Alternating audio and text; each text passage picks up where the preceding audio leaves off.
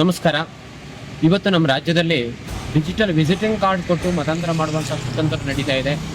ಈ ಹಿಂದೆ ಭಾಜಪ ಸರ್ಕಾರ ಇರುವಾಗ ಮತಾಂತರ ನಿಷೇಧ ಕಾಯ್ದೆಯನ್ನು ಜಾರಿಗೆ ತಂದು ಮತಾಂತರ ಮಾಡುವಂಥ ಕ್ರೈಸ್ತ ಮಿಷನರಿಗಳ ಮೇಲೆ, ಪಾದ್ರಿಗಳ ಮೇಲೆ ಅನೇಕ ಕಡೆಗಳಲ್ಲಿ ಪ್ರಕರಣವನ್ನು ದಾಖಲು ಮಾಡಿತ್ತು. ಆದರೆ ಇತ್ತೀಚೆಗೆ ಹೊಸ ಪದ್ಧತಿ ಪ್ರಕಾರ ಮತಾಂತರವನ್ನು ಮಾಡ್ತಾ ಇದ್ದಾರೆ. ಬೇಗೂರಿನ ಪೋಸ್ಟ್ ಆಫೀಸ್ ಬಳಿ ವಿಸಿಟಿಂಗ್ ಕಾರ್ಡ್ ಅನ್ನು ಕೊಟ್ಟು ನಿಮಗೆ ಸಮಸ್ಯೆ ಇದ್ರೆ ಈ ವೆಬ್ಸೈಟ್ಗೆ ಭೇಟಿ ಕೊಡಿ ಅಂತೇಳಿ ಹೇಳಿದಾಗ ಬಹಳಷ್ಟು ಮಹಿಳೆಯರಿಗೆ ಈ ರೀತಿ ವಿಸಿಟಿಂಗ್ ಕಾರ್ಡ್ ಕೊಟ್ಟು ಅವರನ್ನು ಅಮಾಯಕರನ್ನು ಮತಾಂತರ ಮಾಡುವಂಥ ಪ್ರಕ್ರಿಯೆ ನಡೀತಾ ಇದೆ.